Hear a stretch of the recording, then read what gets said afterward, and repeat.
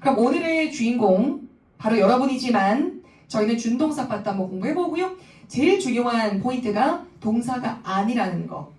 그리고 아시겠지만 투부정사, 동명사에 비해서 얘는 힌트가 더더더더더 없어요. 이름에. 분사 이렇게. 영어 이름 뭐냐면요. participle입니다.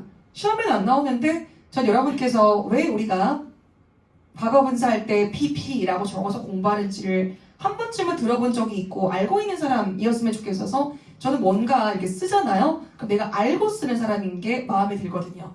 그래서 pp에서 이게 뭐예요? 그럼 모르겠는데요. 과거 분사 이렇게. 되죠 여러분? 근데 이거 얘기해드리는데 몇 초밖에 안 걸리잖아요. 그죠? past participle 되겠죠? 그죠?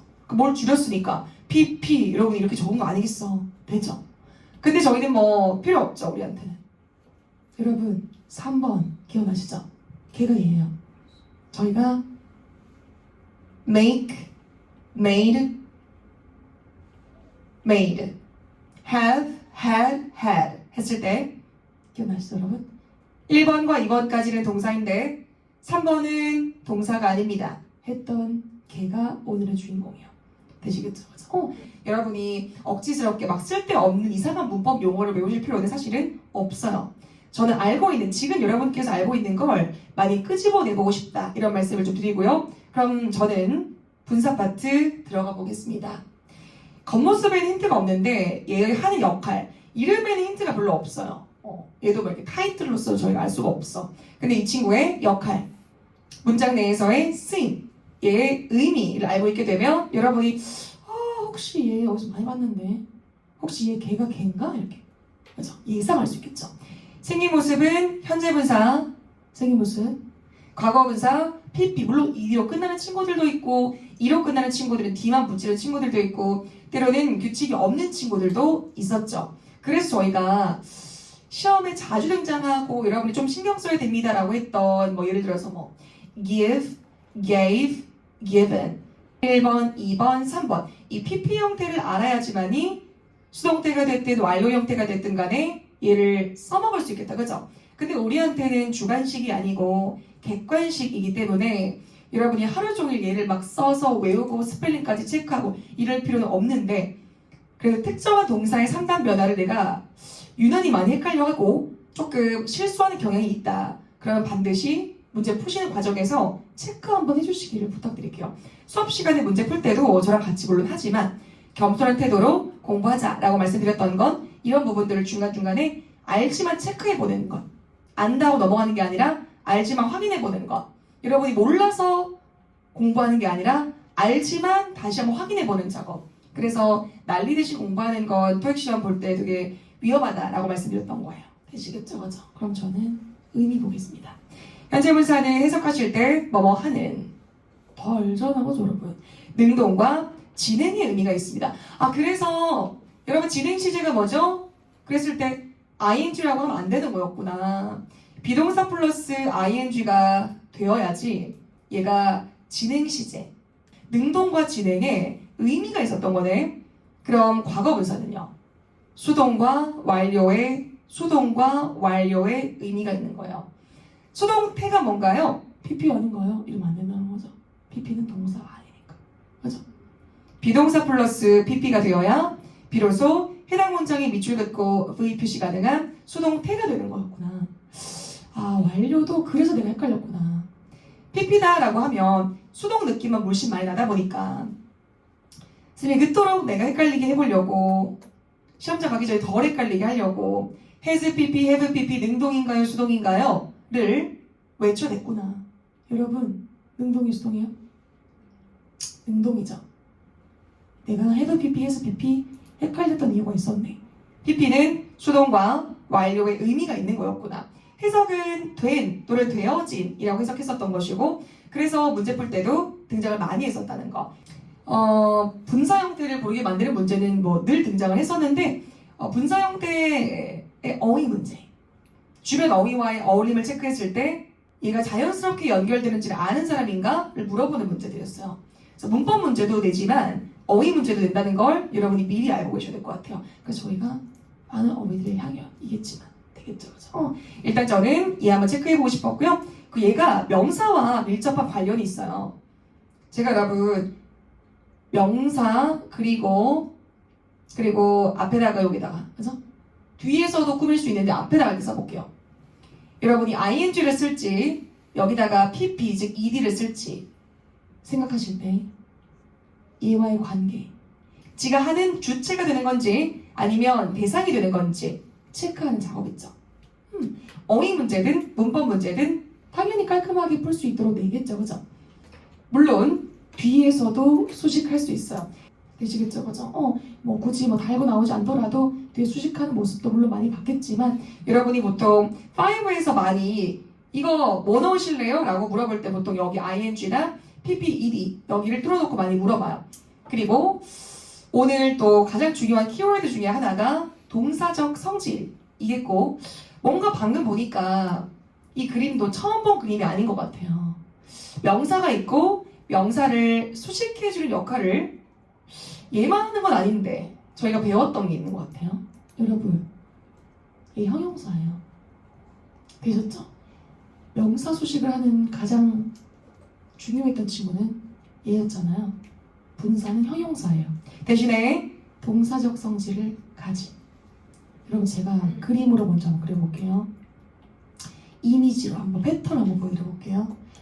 주어, 빈칸, 뒤에 동사가 있고 최종 동사가 있고 목적어 있고 난리 나는 거예요. 일단 주어 동사 한번 써볼게요. 슬쩍 보고 문제를 풀게 되면 주어 바로 옆에 빈칸이 뻥 뚫려 있을 때 저기가 동사 자리인 줄 알아요. 제가 최종 동사를 잡으세요 라고 말씀드렸던 건 이런 실수를 줄이고 싶어서였어요. 자, 여러분께서는 이 자리에 ing가 오고 pp가 오는 모습을 많이 보셨을 거예요. 특히 타동사 출신의 분사의 경우, 현재 분사의 경우에는 뒤에 뭘 달고 나올 수도 있어요. 그래서 문장 구조가 복잡해지게 되겠죠. 근데 ing는 누가 봐도 동사 형태가 아니기 때문에 안 헷갈리시거든요. 누구 때문에 많이 헷갈리시겠어요? 얘 때문이겠죠. 2번과 3번의 생긴 모습이 똑같이 생긴 친구들, 여러분 뭐 멀리까지 갈 것도 없겠다, 그죠? 아까 보셨던 거, 이 친구들 보세요. 1번과 2번까지는 동사인데 3번의 동사가 아니라는 말씀 드렸다, 그죠? 근데 2번과 3번의 생긴 모습이 똑같아요. 그래서 슬쩍 보게 되면 이 자리에 만약 메이드가 들어간다. 그러면 동사라고 착각하시는 분들이 많이 계세요. 근데 알고 보면 수식하는 것 같던 거죠. 이렇게 되어진 얘는 동사입니다. 이런 문장 구조인 거예요. 어려운 문장 구조가 아님에도 불구하고 문장의 최종 동사가 어디 있는지 점이 하나의 문장에서 하나의 주어와 하나의 동사가 있어야 되는데 쟤를 동사로 보게 되면 안 된다는 뜻이야. 그래서 전 여러분이 문제 풀 때도 항상 내가 최종 동사를 잘 잡는지 문장의 뼈대를 잡고 문제를 푸는지 한번 스스로가 확인 작업 해보셨으면 좋겠어요. 문장에 뻔하게 주어 동사가 다 들어있는데 또 여러분께서 동사 형태를 고르면 안 되겠다, 그죠? 그럼 얘네가 후보에 올라갈 수가 있다는 거예요. 당연히 이번에도 그와 같은 문제는 냈고요. 그래서 저는 여러분이 동사적 성질이라는 게 뭔지, 동사가 아니라는 건데 동사적 성질이다라고 하는 것은 혹시 목적어를 가진다 이런 건가? 혹시 동사는 부사의 수식을 받는데 부사가 수식한다는 점도 얘의 동사적인 성질이려나? 이런 고민 한번 해보는 거죠. 공부라는 게 다른 게 있는 게 아니잖아, 그죠? 그럼 저는 얘를 짚어보겠습니다.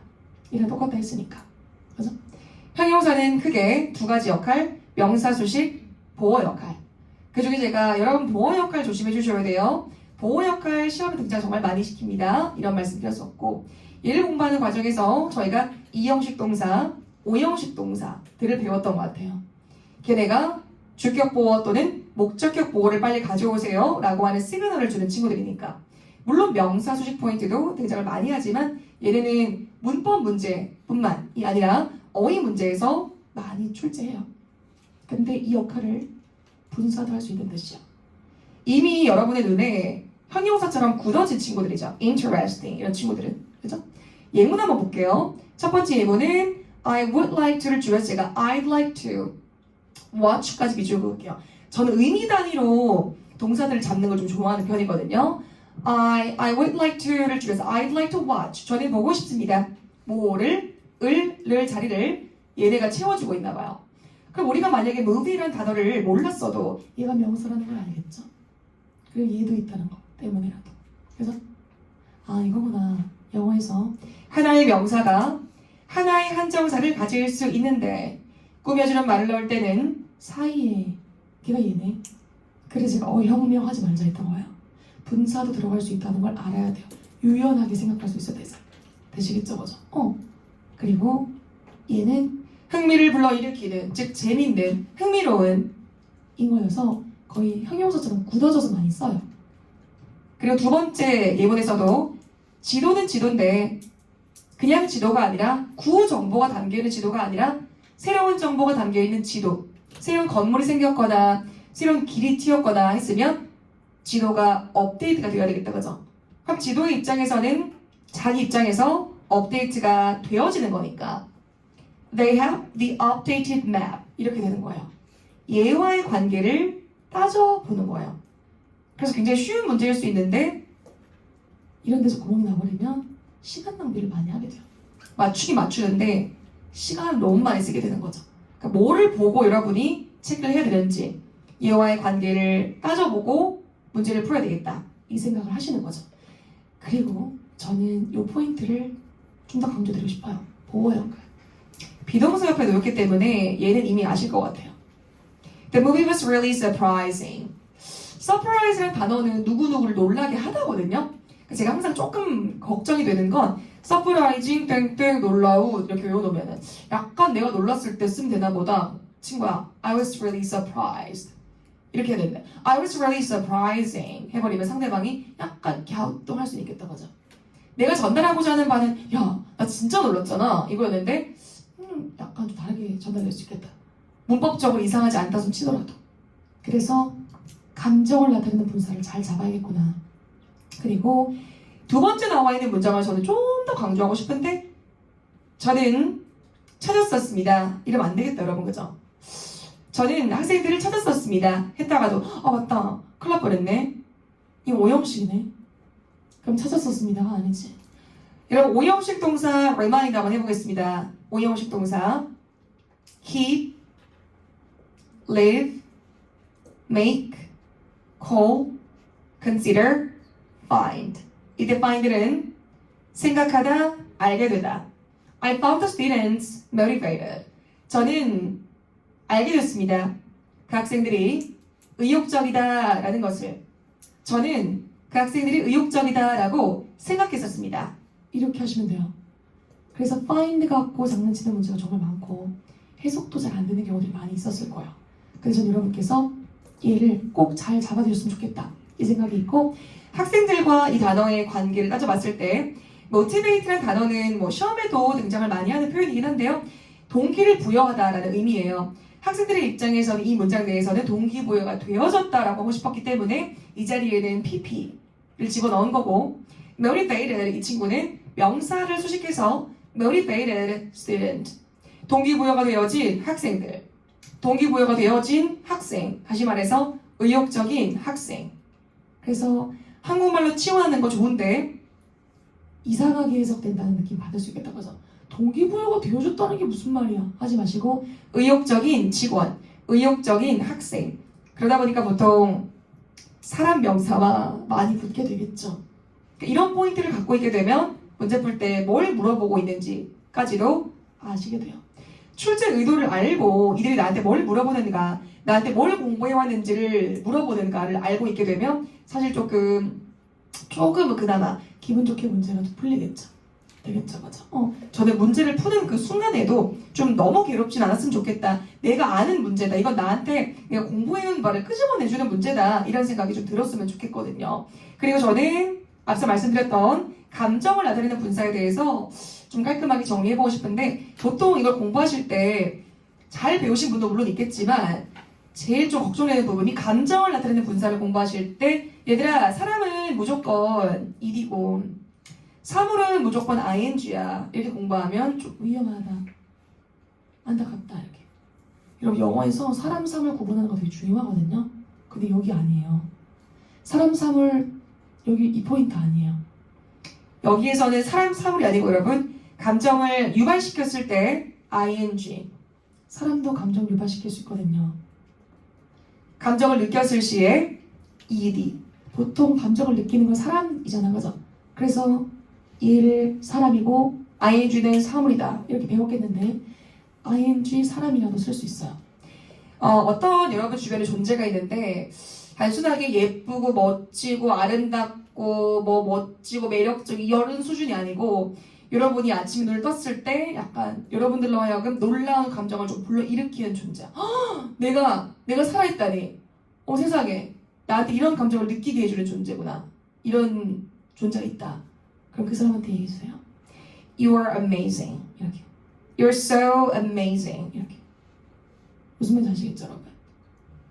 사람도 감정을 유발시킬 수 있거든요. 그럼 보세요. 너는 진짜 나한테 놀라움을 불러일으키는 존재야. You're amazing. 가능해요. 무슨 말인지 아시겠죠, 여러분? 그리하여 오늘의 미니 과제. 여러분의 주변에, 그죠? 뭐 친하든 안 친하든 떠나서 주변에 여러분들로 하여금 놀라움을 불러일으키는 존재가 있다. 없다면 찾으시오. 찾으세요. 3명. 더는 안 돼. 알겠죠? 너무 힘들잖아요. 한 3분 정도 찾으셔서 있잖아요. 이미 2분 계신 거 아니에요? 그죠? 찾으셔서 얘기해주세요. 영어로. 아시겠죠? 눈을 봐야 돼. 눈을 보면서. 알겠죠? You are so amazing. 여러분, 선생님, 저는 저로 하여금 놀라운 감정을 불러일으키는 존재가 저 자신 말고는 없는데 어떡하죠? 거울 보시고. 아시겠죠? 여러분, 이거 과제예요. 이 과제 안 하면 어떡해? 거울 보고, 거울에 보면 누가 있다 했죠, 제가. 무섭죠? 거울 봤는데 누가 없어, 어떡해? 거울 아닌 거 아니에요? 거울 딱 보고 유라고 해도 되고 제3자로 봐도 여러분 자신을 제3자로 보신 적 있나요? 전 약간 제 자신을 제3자의 입장에서 많이 보는 편이거든요. 그래야 되거든요, 그죠? 봤을 때 좀 괜찮은 것 같아. 오늘 좀 열심히 산 것 같아. 다른 게 필요 없잖아, 그죠? 그때 여러분이 You're so amazing.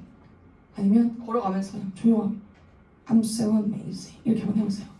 아주 놀라운 일이 일어날 겁니다. 아시겠죠, 여러분? 뭐야? 이렇게 하지 마시고. 아시겠죠, 여러분? 오늘 하루 막 냉소적이 되지 마세요. 아시겠죠? 뭐야? 토익 공부하는데 내가 왜 I'm amazing 해야 돼? 여러분, 그래야 점수 더 잘 나와요. 되시겠죠, 그죠? 3분한테 아니면 여러분 자신한테 3번 둘 중에 하나 고르세요. 되시겠죠? 꼭 하세요. 아시겠죠, 그죠? 이런 얘기를 제가 표정 하나 안 변하고 할 수 있는 건 진심이기 때문이에요. 아시겠죠, 여러분? 여러분 얘기하세요 하고 저도 듣고 있잖아요. 저도 얘기하려고요. 아시겠죠, 그죠? 저는 근데 평소에 자주 해요. 아시겠죠? 분사 관용 표현들을 좀 보고 싶은데 여러분 자체 교재에 6페이지 한번 보실래요? 6페이지. 벌써 많이 본 것 같지 않나요, 여러분? 현재 분사 플러스 N, 과거 분사 플러스 N, 거기 하단에 걔네가 얘예요. 보이시죠, 여러분? 제가 형용사 파트 공부할 때 여러분 제가 현재 분사, 과거 분사 얘네 일부러 여기 넣어놓긴 했는데 얘네 분사 파트 공부하러 갈 때 우리 저희 다시 여기 돌아올 거거든요. 이렇게. 어쩔 수 없이 여러분께서 형용사 파트 공부하셨던 거 복습하실 수 있도록 했던 게 오늘 되시겠죠, 여러분? 거기 있는 친구들, 여기 있는 친구들, 이 여러분의 기본 관용 표현 됐으면 좋겠어요. 물론 관용 표현들은 뭐 말이 좋아 관용 표현이지 외우라는 거거든요. 깔끔하게, 그죠? 얘네를 갖고 있으면 좀 외울 때 좀 짜증이 나지만 얘네를 갖고 있게 되면 얘를 물어보는 문제를 빨리 해결하고 넘어갈 수가 있어요. 처음에 나와 있는 lasting impression. 저희는 이미 다른 장에서도 외웠던 표현이었고 얘가 조금 중요도가 높은 이유 중에 하나는 작년에 나왔고 기출이기 때문뿐만이 아니라 해석하실 때 얘가 여러분 지속되는 인상. 그래서 한국말로 했을 때 되는 그래서 오래 지속되는 ED가 아니라는 점이에요.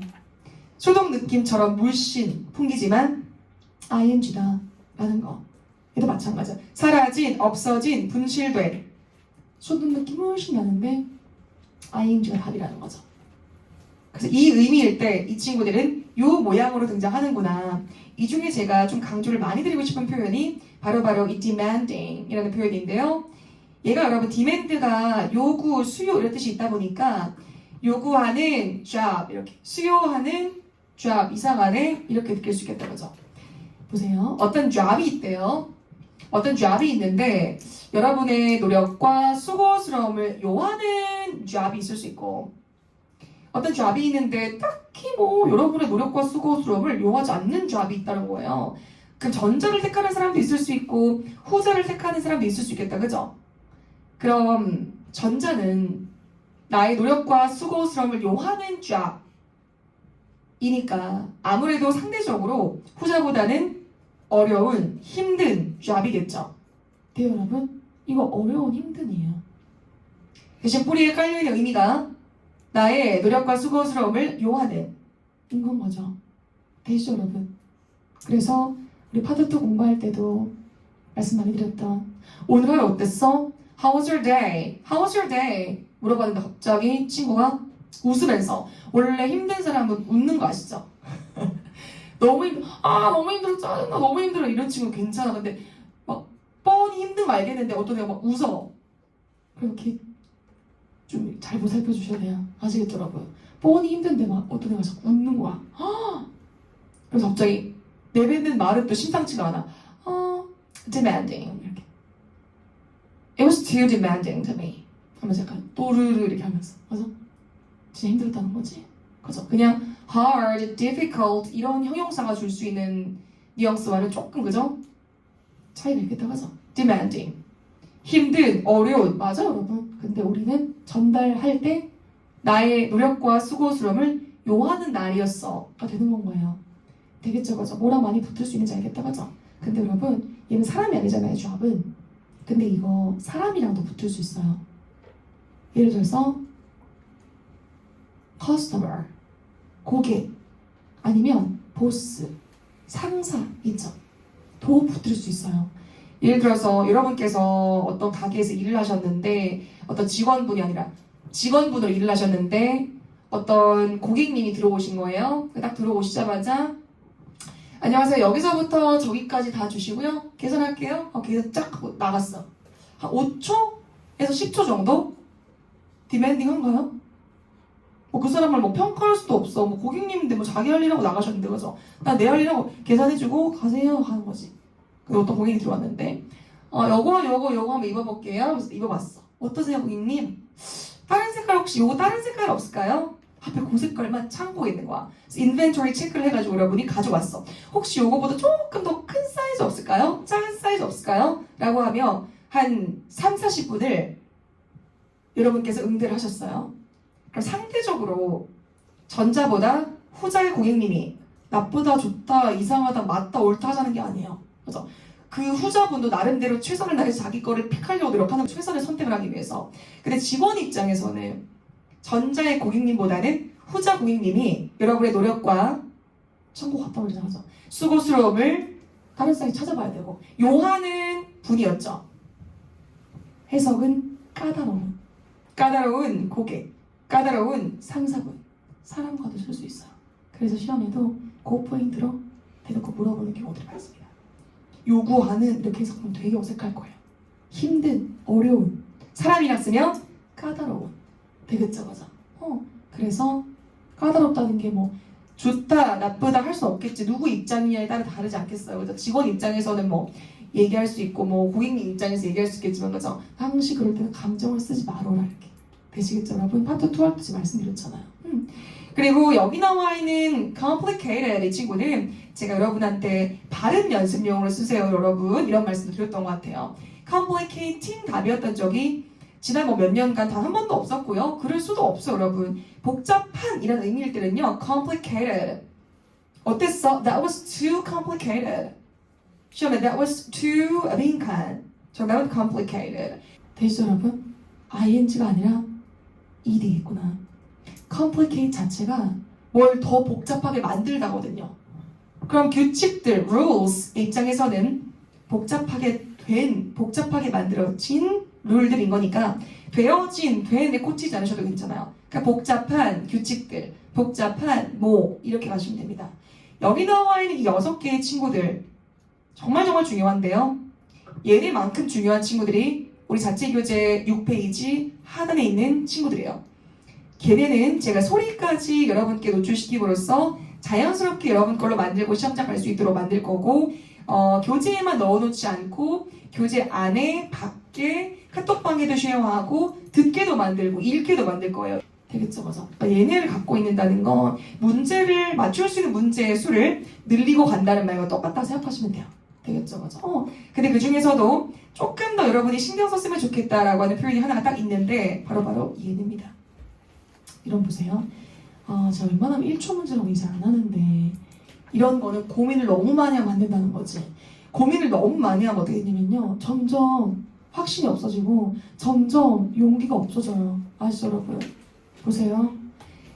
시험장에서 빈칸이 뻥 뚫려 있는데 여기 뻥 뚫려 있는데 뒤를 보니까 아티스트, artist, 예술가, actor, 배우, chef, 셰프 나와 있는 거예요.